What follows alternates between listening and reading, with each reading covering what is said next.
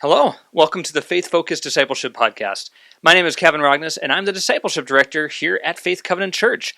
Thank you so much for watching or for listening today. As always, leave a comment to let us know how we're doing, leave a review, and make sure you subscribe to make sure you don't miss anything.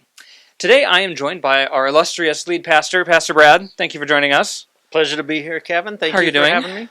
What's that? How are you doing? I'm doing well. Yeah, heading into fall. Yeah, Always fun. we're heading into a lot of things because we're doing something called a capital campaign. Yes. That's taking a lot of your attention right now, isn't it? Yes, it is. So, yeah. what, for those of us who maybe are not familiar with the church or how things work in the church, what is a capital campaign in the church? Right, yeah. So a capital campaign in a church specifically is an opportunity for the congregation to pool their resources toward a specific endeavor that they want to accomplish. Often, a capital campaign has to do with some sort of facility improvement project, or actually just buying a facility, enlarging a facility, etc. Yeah. Mm-hmm. And didn't we do one recently? Yeah, interesting you say that. In fact, so I have been, February 1st, I will have been at Faith Covenant for 10 years. Wow. And we've done one other capital campaign in my almost decade here. Mm-hmm. And if you've been here at Faith, you know what that is, because we renovated the upstairs, the main level of our facility. And I was looking at this today, I started preaching into that campaign, letting everyone know about it, in September of 2017. Okay. So yeah, and so the timeline, was we talked about it, let everyone know about it, and then there was a commitment time where we asked everyone, are you willing to commit to being a part of this campaign, specifically financially? Mm-hmm. And most of those commitments in a capital campaign, they're usually for a 3-year period. Mm-hmm. And so, a lot of people don't have a bunch of money hanging out that they're just willing to throw at anything. Right. But a lot of people, in fact, most of our congregation said, what we can do is we can take a portion of our giving. We'll talk about that in a second. We can take some monthly gifts and give them every month over a 3-year period. Mm-hmm. Not everyone did it every month. Some people did it once a year, etc. But the commitment is ideally for a 3-year period, or you can give it all in one big chunk. Yep, one lump sum. Yep. Yeah. Okay, so then if we're starting a new capital campaign, what are we doing it for? Yeah, so we are very blessed in our congregation that we have a really wonderful facility. Those people who were here before we were, they pooled their resources, mm-hmm. and they had multiple capital campaigns. Mm-hmm. The facility we have is actually been put together in kind of 3 main phases.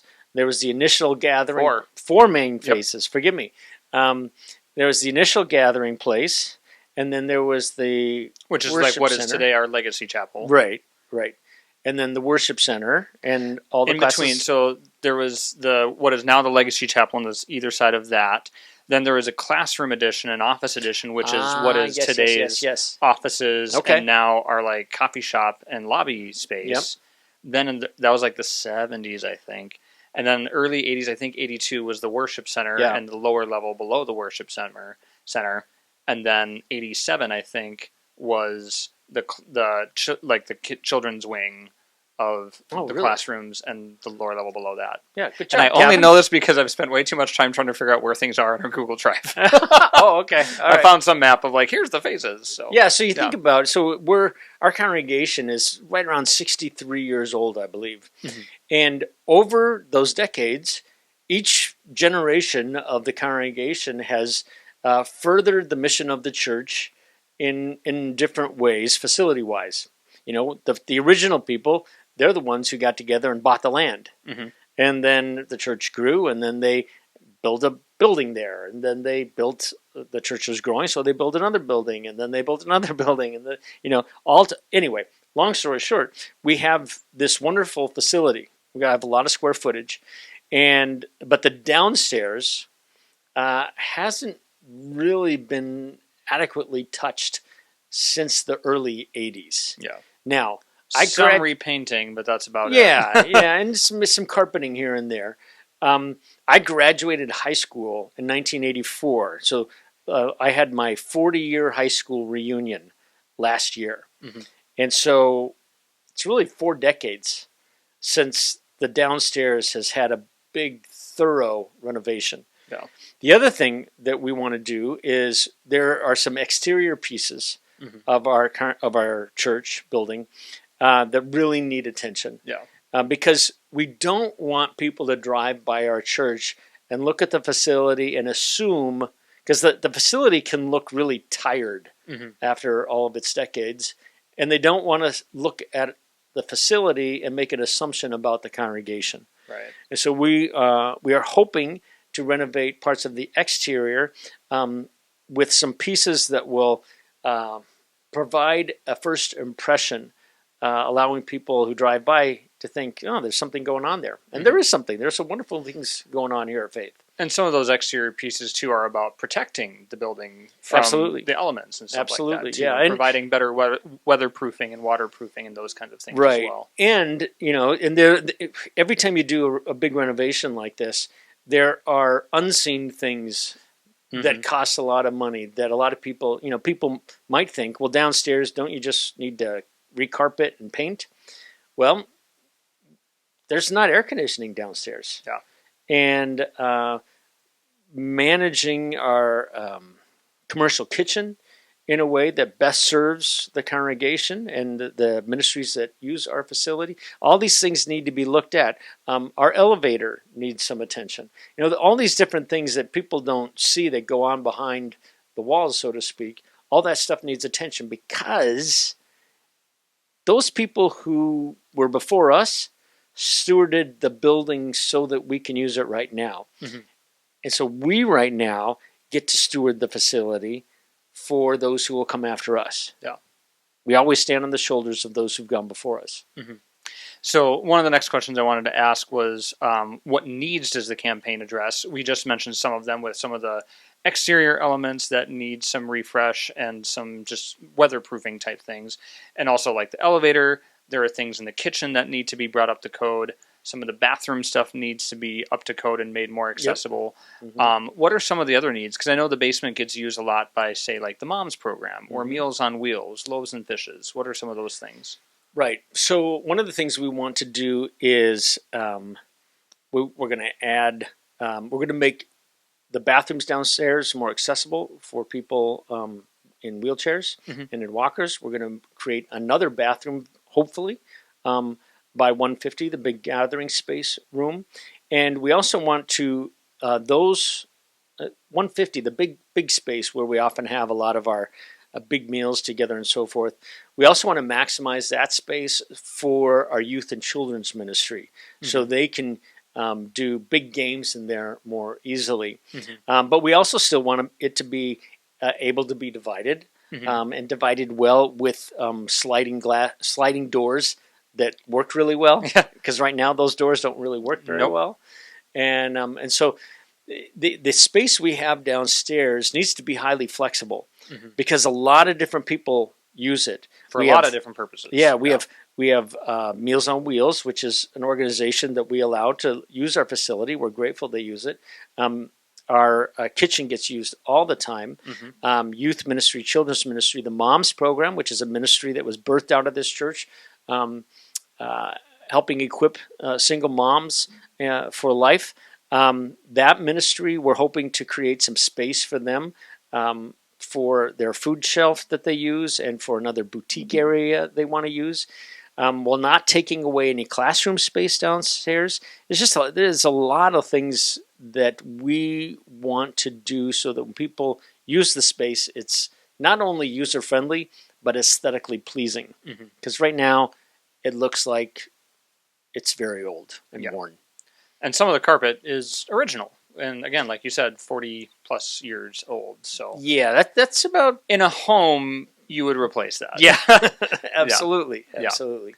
Okay, so I was also going to ask about how does the campaign work? And you addressed that some, so you we'll preach about the need for a bit and talk about the need, and then start to collect pledges for how much are you going to pledge over the course of 3 years. Yes. So maybe I would say, okay, I'm going to pledge $10,000 over 3 years. Here's how it divides up monthly or every 2 months or every 6 months and so on.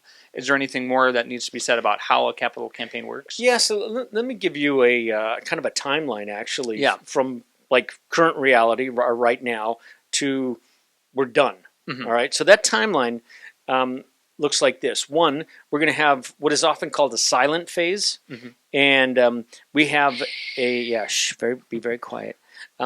We have a covenant pastor who's also a fundraiser. He's going to come in, and he's going to be talking to staff and leadership, the leadership team, and and specific givers here at Faith, asking for how much would you all be willing to contribute. And often it's in that initial phase, and that phase is actually going to be happening the first weekend of November. Okay. And so if you're a staff leadership team or you're one of the givers at Faith who's quite faithful in terms of everything, then I would encourage you to keep that weekend free. And then after that weekend, we're going to have an all-church banquet on December 12th, and we're going to invite everyone to participate, and that hasn't been asked yet. And we're going to be very bold in our asking and say, please participate. 100% participation, no matter the amount. And then after we get all those pledges, we will have an understanding. Okay, this is how much we think we can fund. And then we will go to our architect with whom we've already been in conversation, and we'll say, okay, we have this chunk of money, and we think we can afford a project that looks like X. We are hoping that actual construction down here and outside would be in the summer of 2026. Okay. So that's roughly the timeline that we're looking at. Do we have an estimated cost yet? Very likely. Okay, everyone just pause right now and recognize that the number Brad is going to give is not set in stone anywhere. Right. Okay? In initial conversations with our architect, we're probably looking at anywhere from $2 million to $2.3 million. Okay. So a grant. Okay, so $2 to $2.3 million. Would there be debt involved in this project? Okay, so it all depends on how much we raise. Yeah. So let's say the project is going to cost $2.3 million, and right now we have a mortgage for let's say I think it's like $450,000, somewhere around there. Yeah. Okay, so a stretch goal we could make is, we're hoping we'll raise $2.75 million to cover everything. Then we don't have any debt. Yep. Now, that said, a good chunk of our congregation has mortgages under $450,000. And so if we go into debt, we will only go into debt. Constitutionally, we have to have the congregation, the members of the congregation, approve us taking out on more debt. And so we're hoping we won't have to, but we might have to. The mortgage we have right now is pretty small for a church with our annual budget. Yeah. And would there be like a so even if we pledge, say, $2.3 million, would there be like a short-term financing through the denomination to cover the initial construction costs that are then paid back? Yeah, so we are very blessed in our denomination to have something that is called National Covenant Properties. National Covenant Properties is a wing of our congregation designed specifically to help churches do what we're going to do. And so, yes, they would be financing that initial part, and we would be participating with them and paying them back over time through what we raise, through what everyone gives. Yeah. So we don't have to raise the full $2.3 million before starting construction. Correct. Is what I'm understanding. Okay. Correct. Yep. And we kind of just asked this, but does the church vote on this? Yes. If there's a debt that needs to be taken on, the church votes on it, and I believe it's a 2/3 majority needed to pass to take on debt. That I don't remember. Okay. Yeah. More to come on that. More to come on that. Yeah. Ask that question sometime. So, and the last question I have is: does the church, do the people in the congregation, do we get to provide feedback on the design, whether it's carpet choices, wall colors, floor plans, to what level? Who gets to be involved with those aspects? Great question. Plan? I recall from the last time we've done this and other capital campaigns I've been involved in. The metaphor I use is, let's say a family decides they want to renovate the kitchen, okay? But let's say there are 300 people in the family. Everyone in the family has an opinion about what should happen with the kitchen. And so we are a congregationally led congregation, but we have elected representatives called the leadership team, and we have a staff that is responsible for leading those main choices. Even, let's say we were going to renovate the kitchen at a home, I'm of the opinion that a good designer and a person who's a professional at kitchen remodeling is the best person to ask when you want to remodel the kitchen. Right. Rather than just going from Pastor Brad's or my wife Jill's opinions. And so just like we did in the upstairs, we will be leaning highly on our architect and the designers within their architectural firm for them to look at the lay of the land and what current reality is in the design, and to say, here where we see you could use some improvements design-wise that will help facilitate the ministry of the church. And so we'll be leaning on them. By the time this airs, we will have had a congregational meeting. That meeting is happening the Sunday after this particular recording, and we're actually showing some visuals, some initial drawings to give us an idea as to what direction these renovations could take, and they're quite fun to see. Yeah. And so, a quick question about this architect. It's Station 19 yet, correct? Have we worked with them before? Yeah. So we had a very good experience working with Station 19 in our first phase. And I let me add this too. If COVID hadn't hit, all of this would have been done already. Yeah. Because our plan in phase one was that we were going to do phase one over a 3-year period. And then right after we finish that 3-year commitment, pledge-wise, we're going to go right into phase two. But COVID hit, and it sent everyone for a loop. And so now we feel we're finally back in strong footing and ready to go to the next phase, into phase two. Yeah. And if I remember correctly, Station 19 was also the architect that originally designed the worship center part, I think. Yeah, the person who designed the worship center piece, I believe, was one of the founders of Station 19. He's no longer there, but yeah, you're correct. And Station 19 also, their primary focus is church architecture and church projects. So they not only are familiar with our building and our needs, but they're also looking at what a lot of churches in the area are doing and how they are maximizing their space. So very experienced firm in architecture with how to do this sort of thing. Absolutely. I should say, I just want to jump back to what you said about does a congregation get to give input? Absolutely. So if you have input, don't hesitate to bring it. I've just wanted to, what we're doing is we're talking to staff who use it the most. All the people that use it the most, these are the people we're really asking, what improvements could we make that would help you do ministry?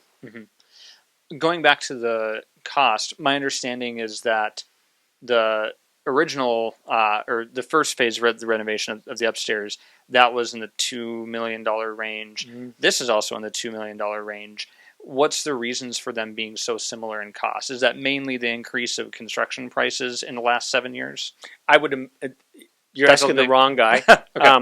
But I do know that due to the nature of a lot of the interior stuff that we need to do, like the stuff behind the walls, the HVAC stuff, there's some parking stuff we were hoping to deal with to make things more accessible. Right. We did exterior stuff in the upstairs, and we have a fair amount of exterior stuff we want to do in this phase as well. Yeah. So, and we're hoping we can keep costs exactly where we want them to be, but it is more expensive to build right now than it was 7 years ago. 7 years ago. Yeah. Well, that's a lot of information for people to digest. Fun stuff, huh? Yeah. By the time this airs, we'll have had that congregational meeting. So there's still plenty of time for people to ask questions, so they can reach out. And everyone asks questions. Everyone, don't hesitate to voice your fears. I will say, I've been a part of numerous endeavors like this in congregations in my 30 plus years in ministry. Not one of them has been a bad experience for the congregation. Actually, each time it has strengthened the congregation. We've seen that God provides in ways that we never thought or imagined. And so it's always been kind of a great growth opportunity each time I've seen a congregation go through this. Last question I'll ask, what are you most excited about with the possibilities of this whole campaign? The thing I'm most excited about is some of the exterior stuff. I so want the people who drive by our church to look at the facility and say, that church is doing stuff right now. That's not a church only for yesterday. That's a church of now and for next. And so that's what I'm most excited about. All right. Yeah. Well, yeah, if you as a listener or a viewer has any questions, please let us know. We're always here for that.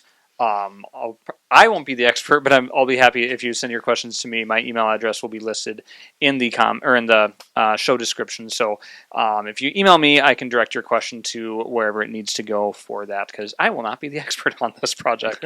So if you have any questions, please let us know. You'll be getting a lot more information as time goes on. We'll be seeing renderings very soon. We'll be talking about it every Sunday in one way or another. Yeah. So you'll hear it, and we're calling this campaign, we should probably say, is Faith Makes History. Yeah, Faith Makes History. What's the reasoning behind kind of that title?